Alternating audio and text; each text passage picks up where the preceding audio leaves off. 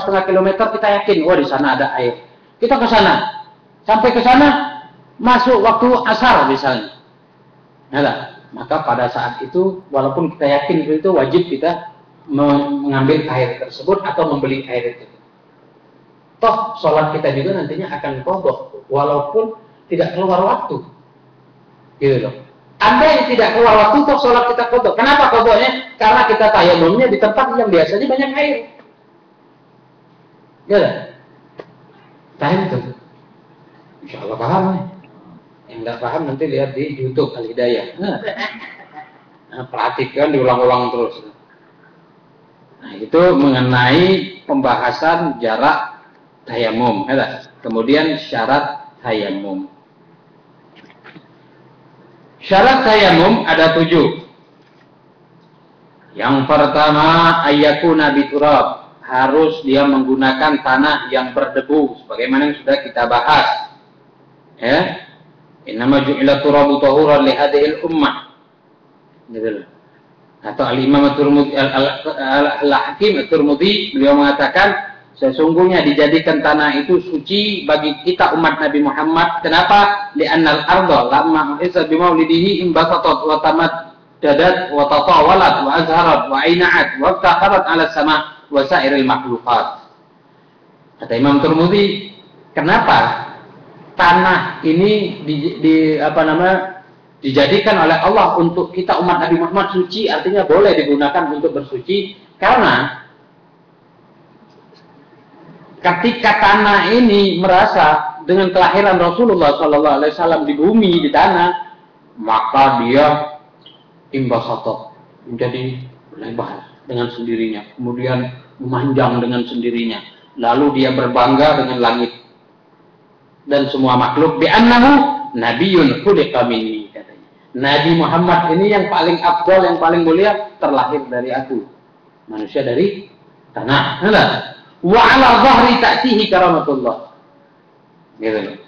Wa 'ala dhahri, dan di atas pula terjadinya kemuliaan Allah Subhanahu wa ta'ala. Wa 'ala biqa'i sajada bi jabhatihi, dan di atas pula dia sujud dengan jabhahnya. Nabi Muhammad sujud di tanah. Wa fi batni mudfinu, dan di perutku, kata bumi, dia akan dikuburkan. Bangga bumi dengan adanya Nabi Muhammad SAW. Makanya Allah Subhanahu wa ta'ala memperbolehkan kita menjadikan tanah yang berdebu ini sebagai satu sarana untuk bersuci. Satu sarana untuk bersuci. Jadi yang pertama syaratnya harus dengan tanah yang berdebu. Syarat tanah yang berdebu itu dia harus suci, tidak boleh najis.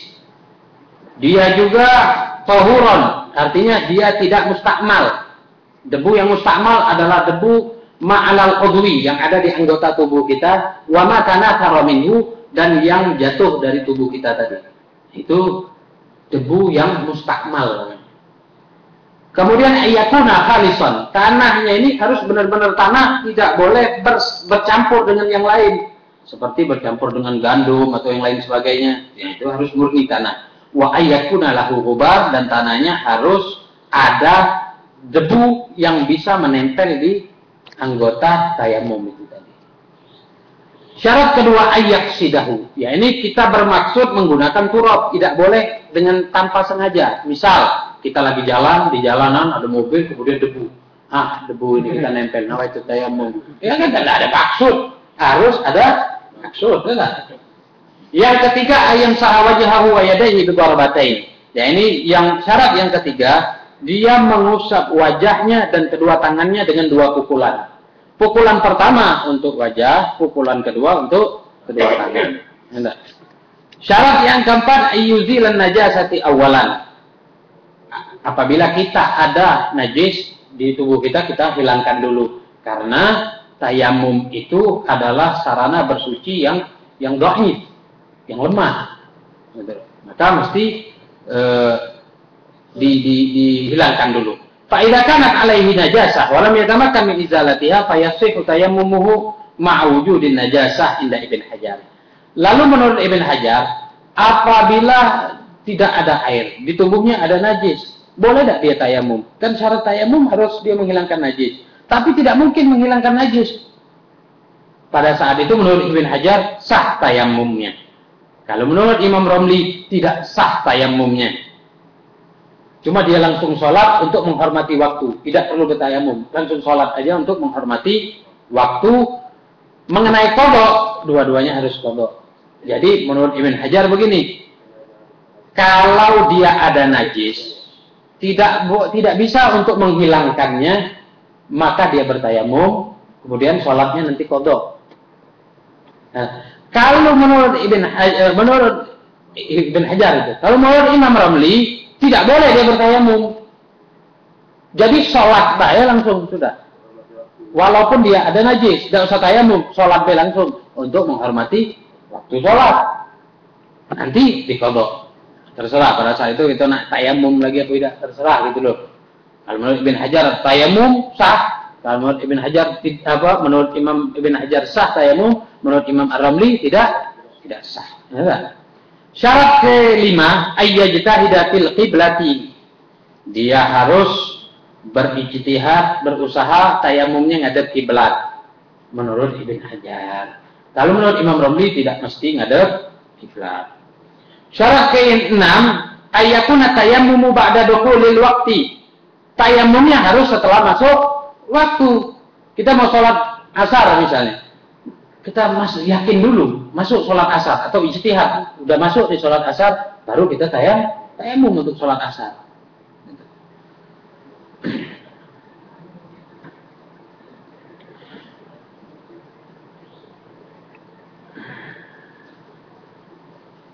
Ada gambaran sah tayamum sebelum masuk waktu. Apa itu? Kalau kita bertayamum untuk mengqadha sholat fardu di waktu duha.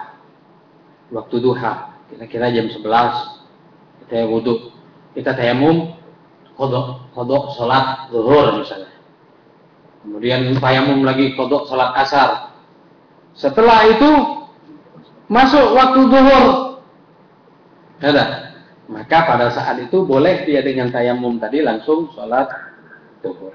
Gitu. Apa sebelum sholat ya? Ketika dia habis qadha tadi dia tayamum mau qadha yang lain maksudnya, tapi mau qadha yang lain masuk waktu zuhur. Nah pada saat itu sudah langsung beres sholat zuhur. Ya. Syarat yang ke-7 atau yang terakhir, ayyatayammama likulli fardin, dia harus bertayamum tiap hal yang fardu. Tidak boleh menggabungkan dua fardu aini, fardu ain dengan satu tayamum. Kalau fardu kifayah boleh. Misal kita sholat asar tayamum, habis sholat asar sholat jenazah boleh, karena sholat jenazah fardu kifayah. Yang tidak boleh adalah fardu ain.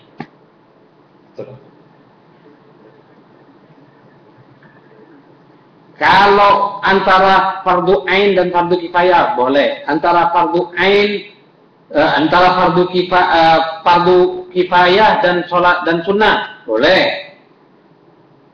Wa khutbatul jumu'ati kal fardil aini inda Ibn Hajar. Khilafan lil Ramli. Khilaf Imam Ramli. Jadi menurut Ibn Hajar, khutbah Jumat itu seperti fardu ain. Khutbah Jumat itu fardu ain. Jadi orang yang khutbah Jumat kemudian jadi imam harus tayamum lagi. Sebelum khutbah dia tayamum, sebelum dia jadi imam harus tayamum lagi. Kama sayati. Fardu tayamum. Kita sambung pada pertemuan kita selanjutnya. Dalam gelombang dan acara yang sama. Silakan yang bertanya. Fadhal. Tapi kan kalau habis sholat fardu, kan buat tayamum. Tayamum fardu, habis sholat fardu itu masuk Quran. Ya, tidak jadi masalah. Kan minggu kemarin sudah Anda jelaskan. Begini, tingkatan niat dalam tayamum itu nanti akan kita bahas. Tapi tidak apa-apa kita biar jelas gitu. Ketika orang bertayamum untuk melakukan yang fardu, berarti niatnya fardu ya. Dia boleh melaksanakan fardu seperti sholat fardu. Setelah sholat fardu dia mau sholat sunnah, boleh. Setelah sholat sunnah dia mau baca Al-Quran, boleh. Itu loh. Kalau tayamumnya untuk satu yang fardu. Tapi kalau tayamumnya untuk yang sunnah, maka dia boleh melakukan yang sunnah, boleh melakukan yang di bawahnya seperti membaca Al-Quran dan lain sebagainya. tidak boleh dia untuk sholat fardu.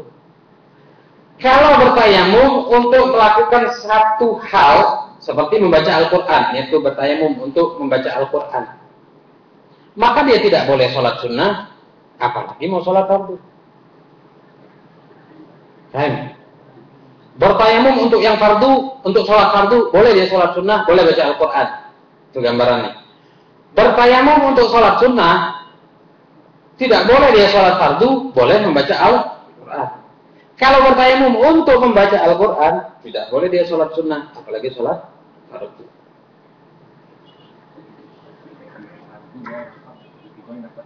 Hah?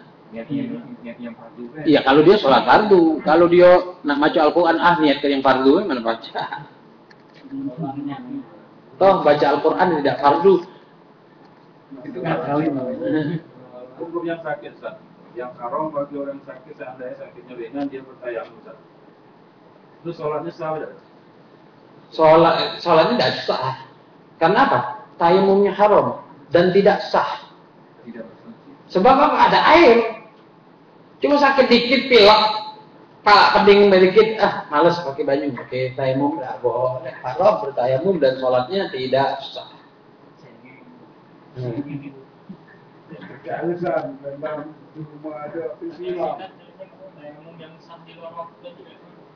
Apa itu? Oh, gambaran yang itu tadi. Misal di waktu duha itu tayamum.